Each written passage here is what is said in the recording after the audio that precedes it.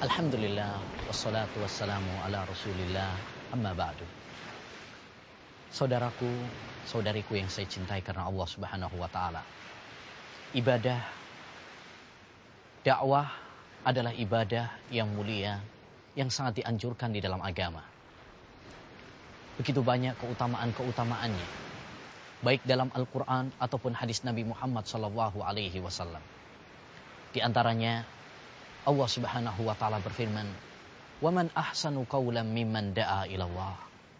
Adakah yang lebih baik ucapannya daripada orang yang mengajak kepada jalan Allah subhanahu wa ta'ala. Demikian juga Rasulullah SAW bersabda, لَا أَيَّهْدِيَ اللَّهُ بِكَ رَجُلًا وَاحِدًا خَيْرٌ لَكَ مِنْ خُمْرٍ نَعَمٍ.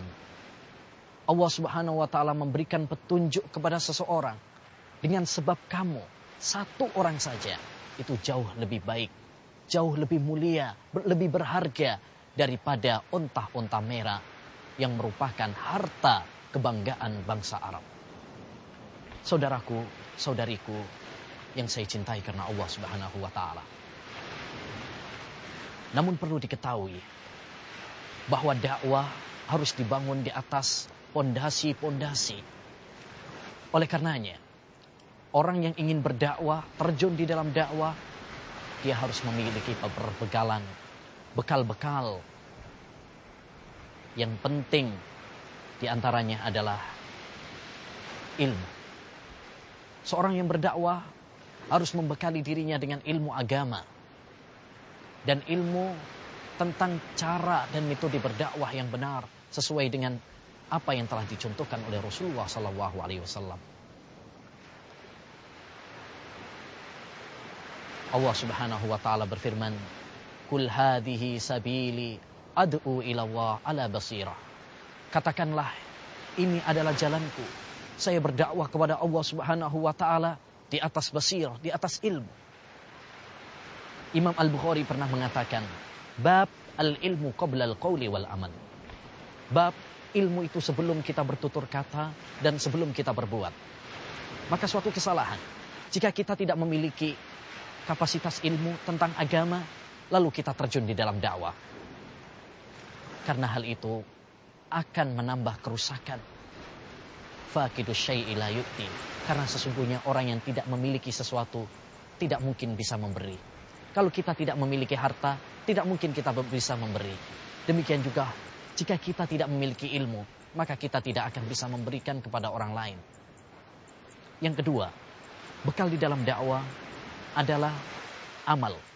Kita mengamalkan apa yang telah kita dakwahkan. Jangan sampai kita mengatakan sesuatu, mengajak orang, tetapi kita sendiri menerjangnya. Jadilah suri tauladan yang baik. Jadilah juru dakwah yang baik sebagai suri tauladan dan figur. Allah subhanahu wa ta'ala berfirman, Ya ayyuhalladzina amanu lima taquluna ma la taf'alun. Wahai orang-orang yang beriman, kenapa kalian mengatakan apa yang tidak kalian lakukan? Dan Rasulullah SAW bersabda dalam hadisnya, Masalul alimil ladhi yu'allimun nasal khair wa yansa nafsah, kamasalil misbah yuniru ghairahu wa yuharriku nafsah. Perumpamaan seorang alim yang mengajarkan kepada manusia kebaikan tetapi lupa terhadap dirinya, seperti lampu. Dia menyinari yang lain tetapi membakar dirinya sendiri. Yang ketiga, di antara bekal dakwah adalah memulai yang penting, prioritaskan yang paling penting di dalam dakwah. Dan yang paling penting di dalam dakwah adalah mengajak manusia kepada ibadah hanya kepada Allah Subhanahu wa ta'ala. Mengajak manusia kepada tauhid dan melarang mereka dari dosa syirik. Oleh karenanya pesan Rasulullah SAW kepada sahabat Mu'ad tatkala diutus ke negeri Yaman dalam rangka dakwah, innaka sata'ti qauman min ahlil kitab falyakun awwalu ma tad'uuhum ilaihi syahadata an la ilaha illallah. Wahai Mu'ad, kamu akan mendatangi kaum dari ahlul kitab, maka hendaknya yang pertama kali kamu dakwahkan, ajarkan kepada mereka adalah tauhid. Oleh karenanya dakwah semua para nabi adalah memprioritaskan tauhid. Tidak ada seorang nabi pun yang memulai dakwahnya dengan politik, ekonomi, sosial, akhlak, semuanya yang pertama kali mereka dakwakan, prioritaskan adalah dakwah tentang tauhid. Yang keempat, di antara bekal di dalam dakwah ilallahi jalla wa'ala adalah sabar. Sabar dalam menghadapi rintangan dan tantangan dalam dakwah. Karena setiap orang yang berdakwah pasti akan mendapatkan tantangan. Watawasau bil haq, watawasau bis sabr. Dan mereka saling mewasiatkan dengan kebenaran dan saling menasihati, mewasiatkan dengan kesabaran. Dan Rasulullah SAW bersabda, asaddun nasi bala'an al-anbiya summal amsalu fal amsal. Manusia yang paling berat tantangannya adalah para nabi dan orang-orang yang semisalnya, yaitu orang-orang yang memperjuangkan, meneruskan dakwah Nabi Muhammad SAW. Oleh karenanya, Waraqah bin Naufal pernah mengatakan kepada Nabi Muhammad SAW sebelum diutus sebagai nabi, innahu lam ya'ti rajulun bimisli ma ji'ta bihi illa udi. Tidak ada seorang pun yang mengajarkan seperti yang kamu dakwahkan ini kecuali pasti akan dimusuhi. Yang terakhir, di antara bekal dakwah adalah lemah lembut di dalam berdakwah.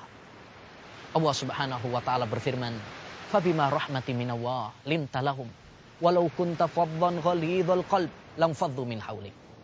Dengan rahmat Allah Subhanahu wa taala, hendaknya engkau berlemah lembut kepada mereka. Andai saja engkau kasar, keras, maka mereka akan lari, bubar darimu. Masyarakat akan mencintai akhlak yang indah, mencintai kelembutan. Rasulullah SAW bersabda, inna rifq la yakunu fi syai'in illa zana, wa ma nuzi'a an syai'in illa syana. Sesungguhnya kelembutan tidak ada pada sesuatu kecuali akan menghiasinya. Dan tidak dicabut dari sesuatu kecuali akan memperburuknya. Dan Syekhul Albani rahimahullah pernah mengatakan suatu ucapan yang sangat berharga. Beliau mengatakan, inna da'watana da'watul haq wal haqqu fin nufusi sakil fa kaifa idza adhafta siqalal haqqi ma'a thiqalil uslub. Sesungguhnya dakwah kita ini adalah dakwah yang benar, dan kebenaran itu sangat berat di dalam hati. Maka bagaimana jika kamu tambahkan beratnya kebenaran ini dengan kasarnya cara kamu dalam berdakwah ilallahi jalla wa'ala. Demikianlah beberapa bekal di dalam berdakwah ilallahi jalla wa'ala.